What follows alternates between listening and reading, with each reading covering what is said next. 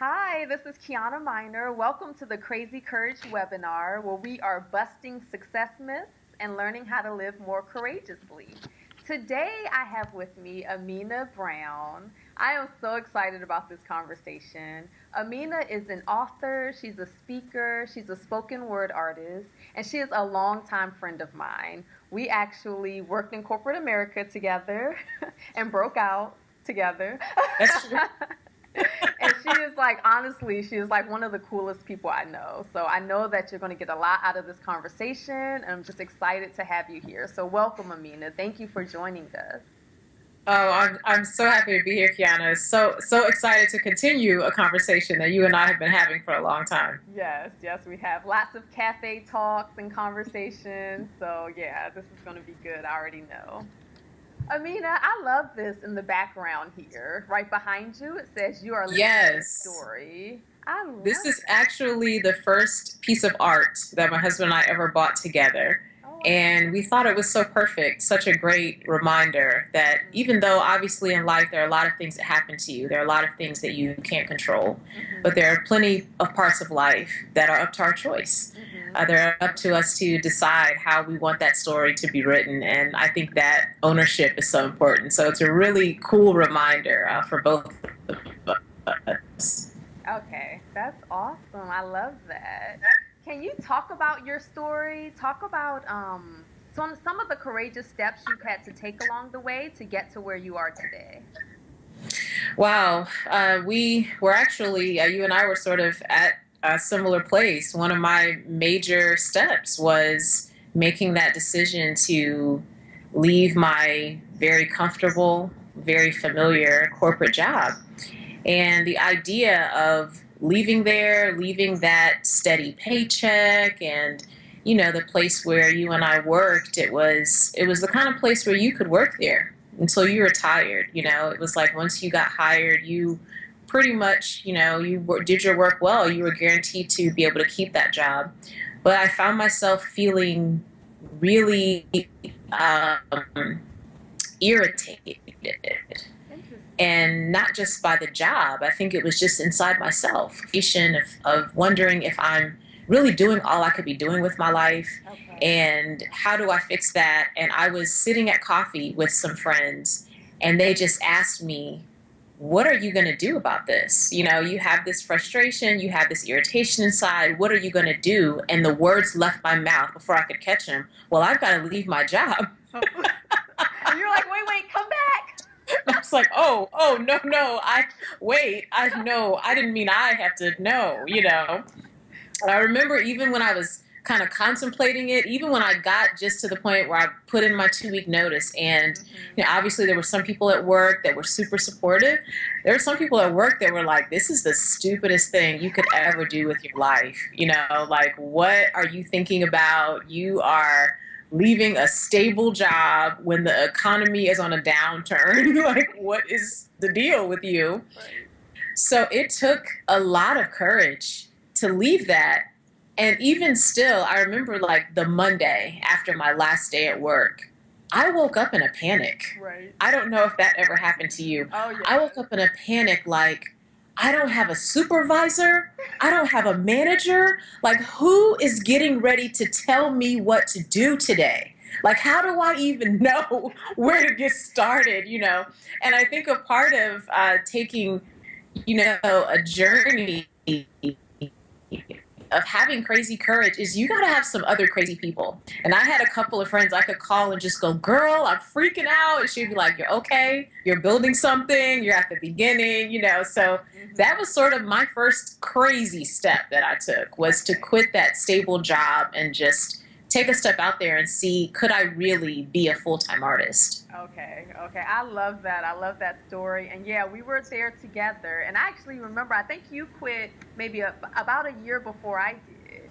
And I remember when I had the realization of quitting. I mean, it was 2 years before I actually made the jump. So it was like I had the realization, and then I just had to slowly digest it and Yeah. slowly come to terms with it and kind of put together my plan. But yeah, it's the same thing. Even when I quit, There were times when I would wake up with like no appointments because I was a massage therapist when I first quit. And I would wake up and I'd be like, I'm not going to have anything to eat. I'm just, I'm going to run out of food. Like, Yes, yes. and you know, it can be really scary. Do you remember some of the things you did during that time, like after you quit, to kind of come back to yourself and build your sort of trust in the process? One of the things that I did, well, I guess I should say this is twofold. Mm-hmm. Partly, I wasted a lot of time, Right. to be honest. I didn't understand that when you're leaving a stable job and you are quitting that job to do your dream, that you're not making a career transition. You know, I've been in this corporate situation where you can make lateral moves in the company. So in my mind, I was thinking, well, I've been writing a long time. I've been performing a long time. I'm completely making a career transition. That was not true. I was actually leaving that company to build a company myself. Okay. So the first thing I did was just wasted a lot of time, just chilling, just like, I don't know what I thought was going to happen, how I thought the business was going to build itself. So it really took me getting to the point you just described. It took me getting to oh, there's rent to pay. I don't think I might have enough to pay the rent, or I pay the rent, but everything else is not going to get paid. So then that put me in a research mode of researching, well, what does it mean to be a freelancer? What do other people that freelance do? How do you drum up business for yourself? Drowned myself in reading as many entrepreneurial books as I could. And then I discovered my mistakes. Oh, you're supposed to have a schedule. Right. You're supposed to have a time that you do things. You're not supposed to be like one of the movies and going bowling in the middle of the day. You're supposed to be building your business, Right. you know? Right. So it took me a while to learn those disciplines, but it's very ironic that I really gained a lot from the discipline of working in corporate America, even though it turned out that my skill set and my gifting was better used outside of corporate America, if that makes sense. Oh, no, it totally makes sense. I found myself when I quit rebelling against everything corporate. So I was like, I'm not going to have a schedule. I'm not going to, like, my accountability, like, we went out the window. And Yeah. as you can imagine, my life kind of went with it. Right. I felt myself, once I sort of healed, bringing some of those elements back in, and it made a huge difference. It was like, I can be creative and I can still keep these tools of accountability that I learned along the way. So yeah, Right. I can totally get it. You have a book. Could you tell us about your book? Because I think it fits in beautifully with what we're talking about.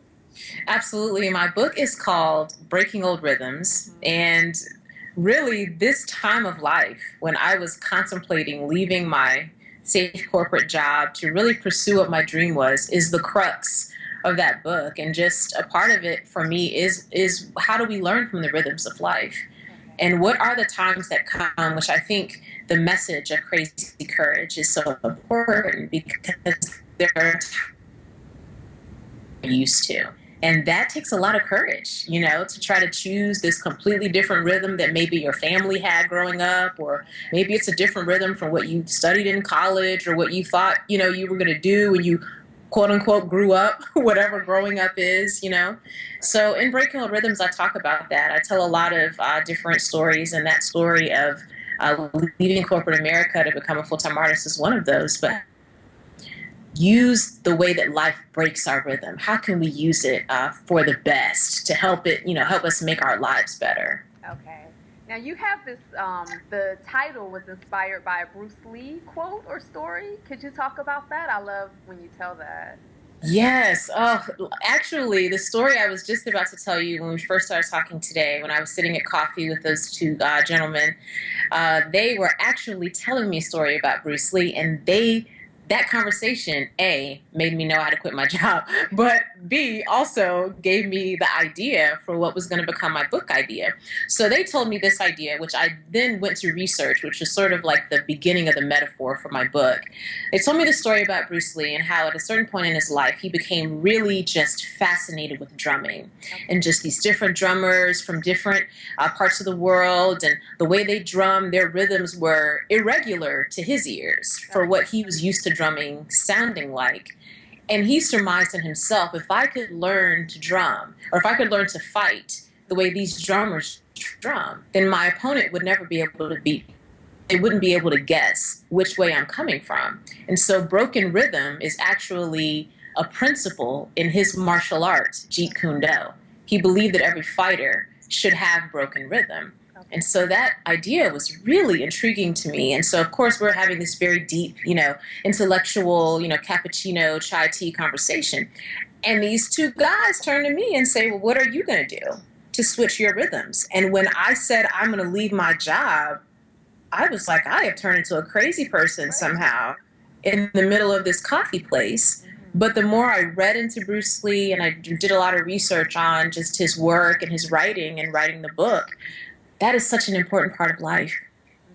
To think of what are the areas of life where I can have some broken rhythm, where I can do some things that are a little unexpected, Right. A little crazy, yeah. A little crazy, yes. Because sometimes I think we have to get out of ourselves or get out of our rhythms in order to really come back home to ourselves. Mm-hmm. Yeah, I remember when you quit to be an artist, and I was just like, oh my goodness. And there's something about it that broke my rhythm. Like, I think courage can be very contagious. You know what I mean? I was just like, wow, I want to do that.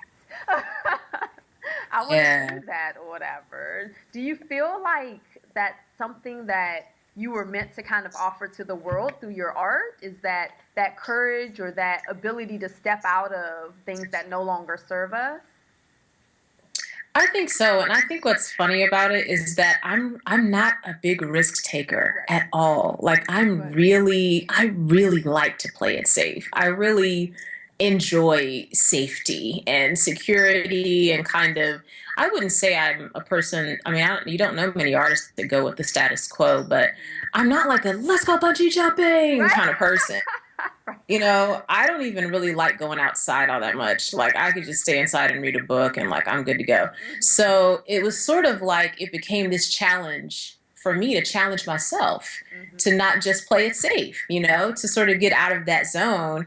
And so in a way, it's this constant cycle, Kiana, of me learning these lessons of how I have to get out of my comfort zone. Then I share those lessons with people when I'm speaking at events or when I'm having those coffee conversations. And then another time of life comes where I've got to shake another comfort zone. It's this constant cycle for me, but I feel like it's a part of what I bring to the world, and I bring it to the world as I am learning it myself. Yeah. Okay. So are you telling me that this doesn't happen just one time? Like this is something we have to keep doing? Yes. Breaking old rhythms and having the crazy courage to break an old rhythm, it is something that I feel like it is happening in my life all the time. It's like as soon as I get past one thing, like it's like, oh, I quit my job. I'm becoming a full-time artist. And it's like, oh yeah, this is going to be great. Then you realize, wait, I'm becoming a businesswoman. I have to build a business. Okay, that's breaking a whole different type of rhythm. I'm writing my first book. I'm writing a book on breaking old rhythms. Walked in to write the book, Kiana, had sketched out all the chapters, discovered in the writing process only 2 out of the 13 chapters I'd originally conceived were going to work. Oh, wow. So now I'm in the middle of writing a book about my process and going through my process as I write the book, So it does not happen just once. And I'm learning sometimes, instead of us waiting for that moment to happen to us, sometimes we should choose it. We should pick that moment, pick some things where we can learn to do something new that makes us a little uncomfortable. Wow. I think sometimes if we pick those moments, it helps us when life happens to us. We're going to be able to respond better. Okay. I totally get that. I have my 2 little ones now. And it's hard to even have a rhythm when you have children, like they're constantly challenging you to break them. But I was inspired. I've always wanted to learn a foreign language. So I started studying Chinese. And I was like, you know what? This is the language that intimidates me the most. So I'm just going to get some audios and try to learn it. And I studied it for, I'm still learning, but after about a month of listening to these audios, my husband's like, well, can you speak Chinese yet? And I'm like, not really. And he's like, well, say something for me. So I start talking, saying a little bit of the stuff I know. And his face is like blown away. Like, you speak Chinese. And I was like, oh my gosh.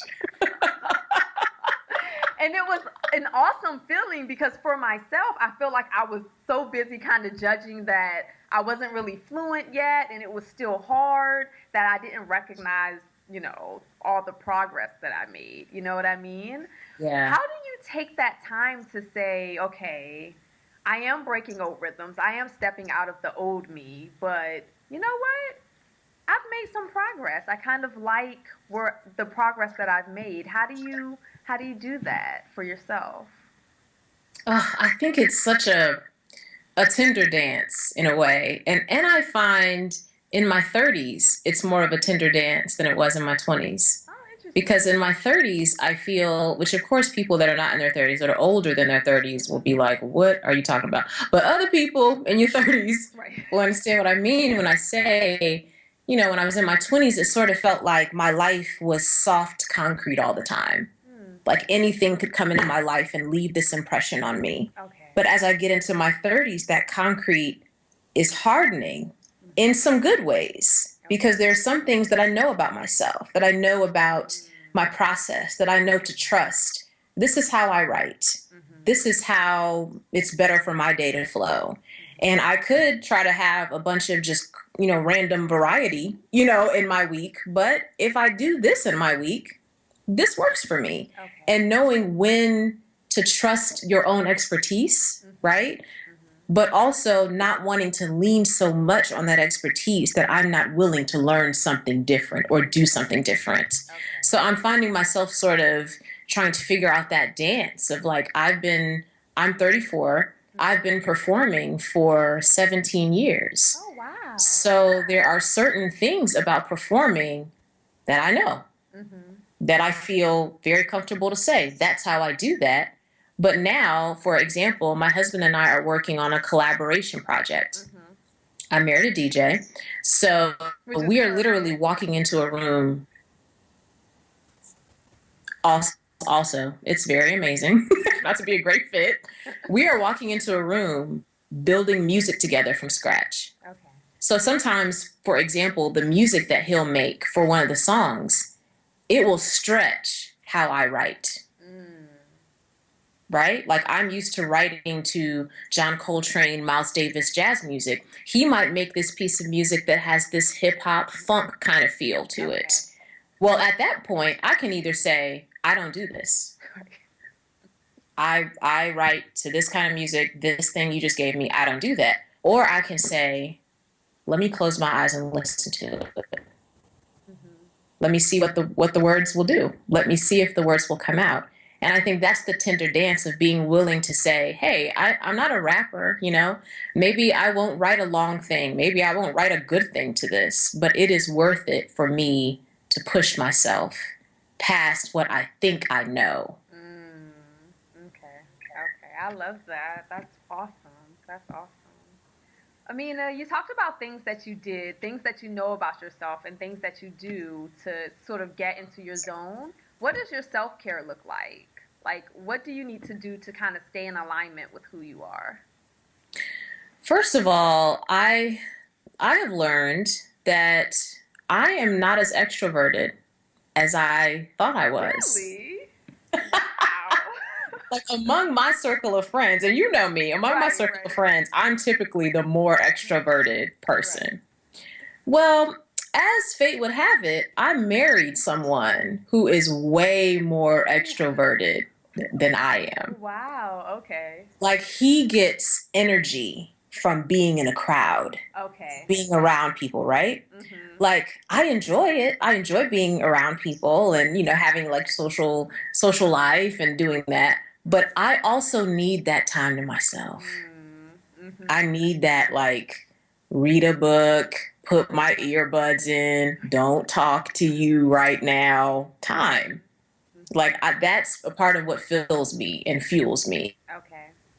And of course, some of that for me too is very spiritual. I think as a performer, there's a lot of soul work that goes into performing. Mm-hmm. There's a lot of you and your story and your emotions that you are giving to people. Okay. And so part of that for me is also spiritually wanting to maintain this place where I can be center, where I can be reminded, like, God's bigger than me. There's parts of life I can't control it. A place where I can surrender. Right.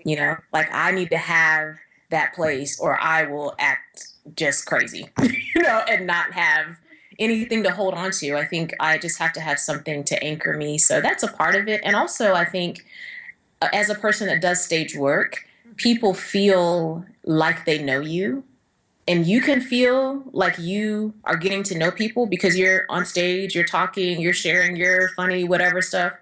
But I have learned to treasure even more having people in my life that just love me with my sweatpants on and my sneakers and no makeup and however I feel that day. Yeah. Like I need those people and I need to take time to continue those relationships. Okay, that makes a lot of sense. As a performer, like I think a big thing of crazy courage or being able to have that crazy courage to step out of the box is not really caring what people think about you. Or at least not allowing that to make you limit who you think you are. How does, as a performer, how does that play into your courage? Like how do you, I know a lot of your work is inspired. How do you kind of put that out without necessarily being crippled by the opinions of other people? One thing I'm learning that it takes crazy courage to do is just to be yourself. Like you would think that it wouldn't take crazy courage for you to be yourself. You would think, or I'm gonna hike Machu Picchu, I'm gonna, do these, what we deem to be these big things. And that's a part of crazy courage.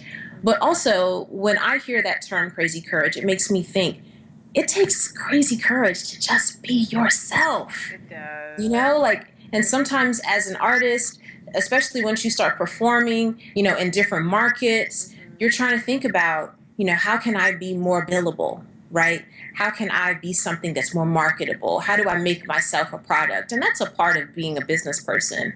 But I also have to just take some time and step away from that and just say, the first thing I have to do is I have to be myself.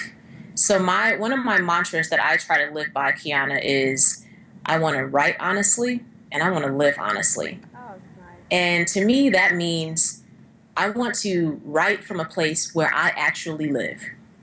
If it is all messed up and I need to write, that it is.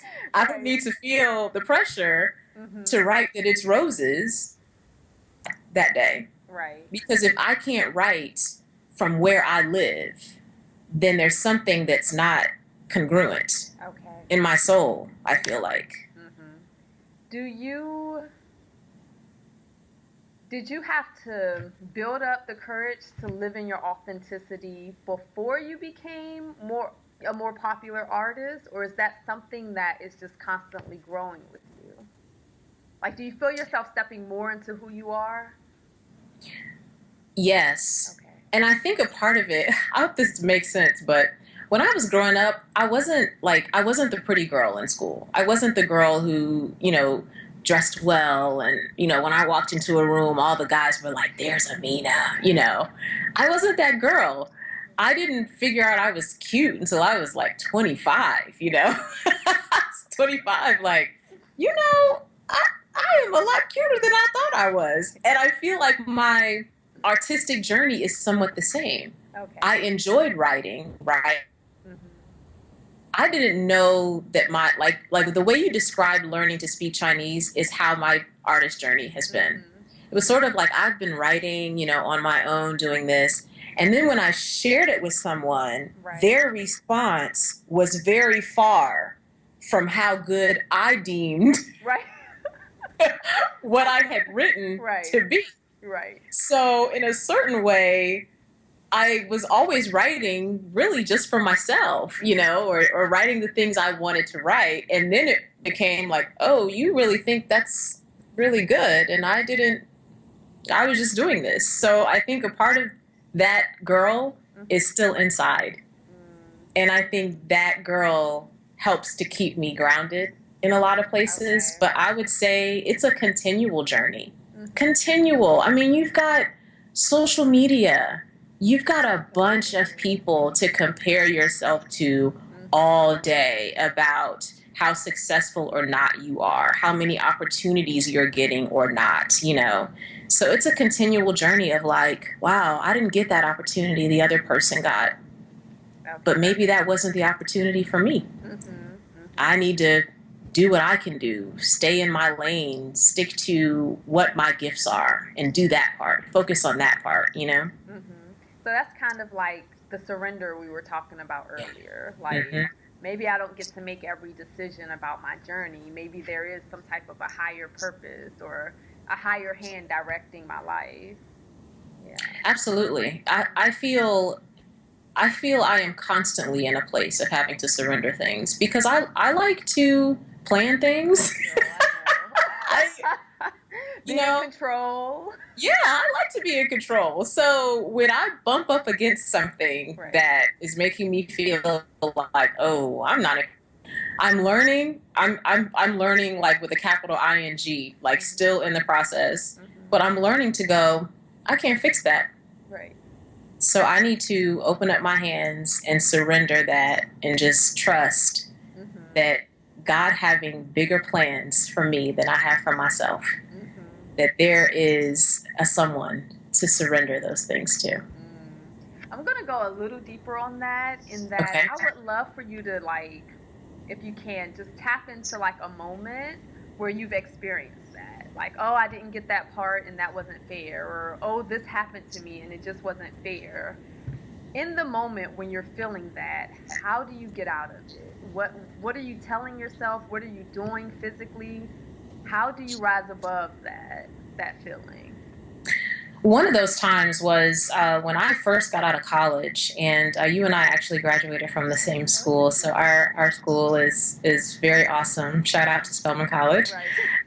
So when you go to a school like Spelman, like any school that's highly competitive, I mean, feel like you're expected to come out of there and do something really amazing. And so my plan for myself was I was going to apply to grad school. I was going to go to grad school, get a Master's of Fine Arts in Poetry, and be a professor. Oh, wow. Now, I really wanted to be a writer, but I just thought I was too young. All the writers I knew that had become somebody famous, they became famous in their 30s, 40s, 50s. Nobody became famous when they were 22 writing, So I was like, well, I better go to grad school. Gotta wait. Yeah, absolutely. Got to live more life, something. So I applied to grad school, and I was denied. Oh, wow. So all 3 of the schools I applied to. Oh, okay. This is coming from someone who has now been performing as a poet full time for almost 5 years. And I sent in this work, and I was denied. Wow. 3 schools denied. Now, I wish I could tell you that I was really like good and spiritual. It took me a really long time to get to that. I went through a period of just being angry with God because I don't know. I just felt like, I mean, if God knows the future, why didn't you tell me that this was about to happen? Like, why did you let me? While I'm filling out the application. Yes. Why didn't you tell me when I went to get those recommendations from my professors? Why did we not have the conversation that this was not going to work out? Right. So I was angry with God for a while, like would not pray, would not anything. Okay. And it was out of that angry time, ironically, that I got the first opportunity to professionally do poetry at an event. Oh, okay. And it broke me down Okay. because I realized, in a certain way, not that we are not worth good things, because we are worth good things. Right. But in a certain way, I was getting an opportunity that my attitude didn't deserve. And somehow, in God's grand scheme, He still gave that to me. Okay. And it just put me in this posture of, man, sorry for being so like, I'm banging this fist in the air at you. Like, how dare you not let me get into grad school? And it sort of felt like that was God's moment to say, this is the plan you have for yourself. This is the plan I have for you, which was really in your heart all along. Right. Right. You wanted to be a writer all along. You chose this grad school route because you thought it was safe, because it's what you watched other people do in your field. And I just felt like that was God's way of proving to me everyone's path is different. Right. You can look at other people and kind of benchmark and look at their example, but you can't choose your path based on the path of another person. You have to go the way that I believe God has for you. You have to go that way. And that way that I ended up going is so much better. Right. So much better. I would have been holed up in some small town trying to write some poems, and I got to learn those lessons from real life instead, which worked way better for me and what I'm doing now. Right. What did it feel like when you got up on the stage that first time?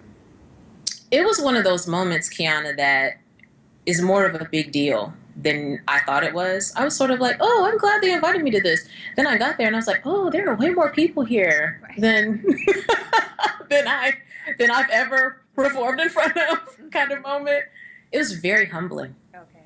It was humbling, but also, I'm trying to think of the words to describe this, but I know you know what I mean. And I think as people are watching our conversation here, I think maybe a lot of people have had this moment, but it was also a moment that what you're doing is what you're supposed to be doing.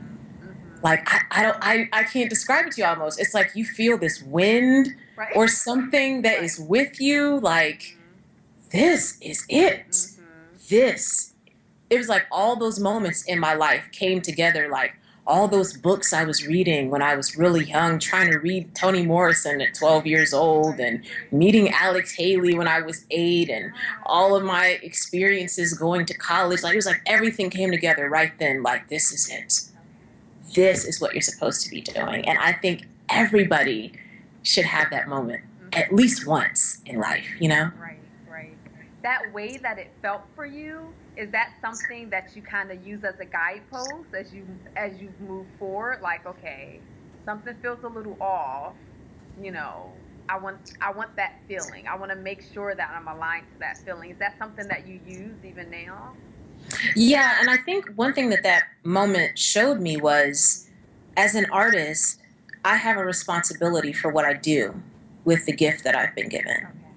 So that is always, as opportunities come, as event requests come, opportunities to partner with other artists, it's always back to, I feel like the gift I have is supposed to be a light, and it's supposed to be hopeful.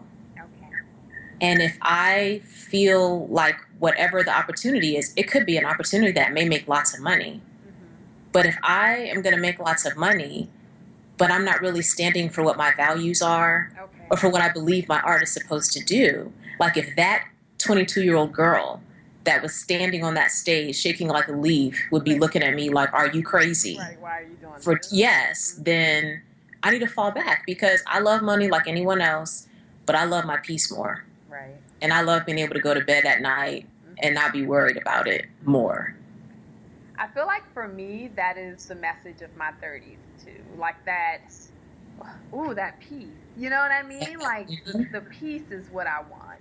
Above all else, I want the peace of knowing that I brought my best and that I delivered to the world exactly what I was put here to deliver. Amena, how do you keep your heart open. You know what I mean? Like, we all go through life and things happen that we can't control. And some of the things are heartbreaking, some of them are disappointing. But you have such a light about you. How do you keep that? As you I'm like, how experience do life, I? you know what I mean? Like, Yeah, how do you stay open? I think a part of it, I think I mean, I go through different seasons of that. And I think when you are an artist or you're a creative or you're a dreamer and you also have to be involved in business, Mhm. it is a very tricky It is. dance Mhm. because the part of you that dreams and the part of you that builds and creates has to be open and sensitive and soft Mm. in a certain way. Sensitive to yourself. Right. Right. Okay. But then the business part of you has to think about the bottom line and to have us like conversations. And I think for a while I just battled with that, Mhm. battled with trying to figure out how to navigate it. And some of Mhm. my friends go further to the left, they become more corporate. Even Okay. though they are, freelancing or building a business, they become more corporate in an effort to make it through those hard parts of the businessy part. And then Okay. some of my friends become so artsy that they can't eat because they are they so sensitive and open. You like, is your water turned on Right. though? Like, you being sensitive and open, but is your water turned on? So I think for a while I battled with it.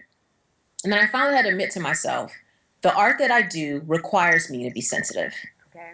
It requires me to be open and soft. The moment I let those parts of me get hardened, I'm Mhm. not doing what I was created to do. Okay. So I got to be a business person, sure. I got to ask some of those hard questions. Thankfully, also, we have a team that helps us, that That's we good. have booking agents and we have a manager. We have some Right. people that help kind of take care of some of that businessy stuff too, but it's our brand. We still have to think about it. Right. So I think a part of it for me is accepting being sensitive is a part of what I do. Mhm. And if that means I got to just cry sometimes, Right. and if that means, I got to just not do some things that I could do that would be great business wise, Mhm. but not good for my soul or Mhm. not good for my creative person. So I think it's sort of now in this stage of life, in my 30s now, being able to be like, that's a part of what I do. I'm going to shed some tears. Right. I will walk into a room and feel a vibe. Mhm. And if I don't like the vibe, like, it affects me. But I want to keep that. I Mhm. don't want that part to die. Right. So Right. I just take what comes with it, which is a lot of weird, you know, sometimes awkward Yeah. moments. But Yeah. I would rather have those awkward moments. Like the other day, my husband and I are in the middle of the home buying process, right? Okay. So in the middle of our home buying process, my husband's sort of like, he's more of like the, I'm so excited, I'm so happy. And I'm like, we got to submit these forms, we got to do these things. And I'm up on Sunday. I have this thing on Sundays. I like to listen to my old school gospel music, like the gospel music from the 80s and 90s. I like to do that. I'm in my kitchen scrambling eggs, Right. breaking down. Do you understand? Like the shuddering cry, the shoulder shake, Right. the Right. ugly Ugly cry. cry. It was Right. like all of the emotions of Okay. purchasing a home and it's like all this stuff from your childhood and Right. what was home to you when you were a kid and when was the last time I had a home. It's like all of this weird emotional stuff. And I just had to sit across the table from my husband and eat those eggs and cry. That is awesome. Do you remember Do what that. song was playing? Which gospel song was on? Do you remember? It was oh gosh. It was John P. Key's Show Up. I mean, you're supposed to be jamming to Right. show up. And I'm in the kitchen like, God will show up. I'm ugly crying to death. But I let myself. That's a Yeah. part of it Yeah. for It me. is a part of Let it. let yourself feel those things. Mhm. Mhm. That is awesome. So you guys are buying a house? We are buying a house. Oh, We are in the middle of, all of we did the home inspections. We're in the middle of oh, negotiating how you all that have a stuff's going to house. You go. already have an offer and everything in. Yes. That is congratulations. Yes. So that has been, I mean, for two full-time artists, listen, you're talking about a poet and a DJ. Right. Like, if a poet, like, my husband and I were talking about this. That's like the beginning of a joke. So a poet and a DJ walk into a bank. You're like, what are they getting ready to say? Wait, y'all want a house? Who are y'all eating ramen noodles all the time? Like, what do you expect us to do? I love it. That's awesome. That is awesome. So, do you feel like a success now? Wow. Um, in certain ways, I do Right. because when we were at our corporate job, Hmm. I hope this won't sound strange, but we were at our corporate job. I watched a lot of the other women that worked there that were older than us. Hmm. And a lot of them seemed unsatisfied. Okay. Like they were either working that job to help provide for their family, Hmm. provide insurance or those things. They didn't really care for the job, but it was stable, it was good for their family. Or they were single, not married, or were just embarking on starting their families. And I watched them come back to work after having their children, and you could tell their life had changed. And this is important. And my 25-year-old self said, in my 30s, I want to have choices. If I want to take off 6 months to be with my child, Hmm. I want to be able to. Right. I want to be able to make those choices. I don't want you to tell me How much time I have. what I can do for my family. And so in that way, I feel like my 25-year-old self would be really proud of me Oh. that I'm doing what she was in her cubicle, like, please don't be doing this. Right. When you get into your 30s, don't be here doing this. Right. So in that way, I do feel like I have succeeded at what my goal was. But of course, I have so many other things that I hope to do and hope to achieve. So I still feel that hustle Okay. inside, Okay. which I want to keep. Yeah. Yeah. The hustle is great. Yeah. That's awesome. Yeah. Congratulations again. Thank you. So you mentioned faith earlier. What do you do to keep your faith strong? What are some of the things that you do? Wow. I think a part of it is stillness. That's a big part of it for me, Hmm. is taking some time sometimes to just unplug from stuff. Okay. Right now, I'm reading a book called When the Heart Waits by Sue Monk Kidd. She was the writer of The Secret Life of Bees. Oh And it's actually a book someone recommended to me years ago. And I was like, if this book is about waiting, no, I don't want to read it. I hate waiting. That doesn't yeah. I want seem it now. like a good idea or something you should want to do in your spare time. Read this book about waiting. That sucks. No, I'm not doing that. And I've just been in a season of life where I feel like, I don't know if it's that God wants to work on my patience, or I don't know what the lesson is, but there's been a lot of waiting Okay. just in various areas of life. And so right now, like, going to read that book, and it's a hard book to read, not in the sense of its wording, Right. but just the soul work that's involved in reading it. I will read a couple of pages and then just have to close it up and Right.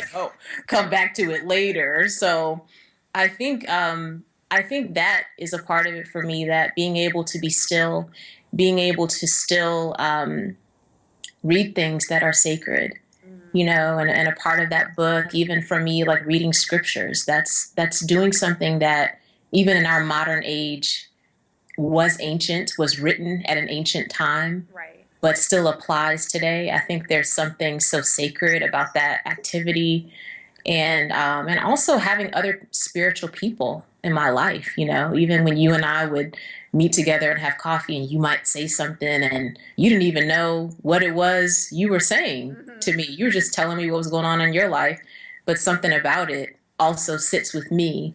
And I think it's important to have people in your life that you don't just have intellectual relationship to them. You're able to relate to them in a soul and spiritual way that they can way too. Yeah. That's awesome. That's awesome. Is there a scripture that you use right now? Is there one that speaks to you right now? Wow. Um, we were just reading one, and my husband and I. This is funny. My husband and I were asked to speak at a church about marriage. Right now, disclaimer: we've been married 3 years, so we know two things. We know two things about marriage. Right. But, we were kind of like, they had covered like, these are things you should do before you get married. So we were kind of the, you've been married a couple of years, these things. Right. And we were reading through, I think it's in Philippians 4, but it talks about instead of worrying, pray. Oh, wow.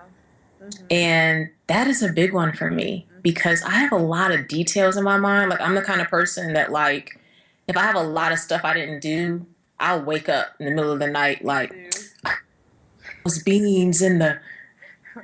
I'm waking my husband up like the beans are sitting out in the kitchen. He's looking at me like, girl, are you serious? I do like, the same thing. My husband, first thing in the morning, I'm like, oh, wait, the email, the this, the that. He's like, we just woke up. Right. Like, we just woke up. Right. And he's like, it's 4 a.m. What if the beans sit there for like 3 or 4 more hours? Is it going to? I think it's going to be okay. I'm like, but is it?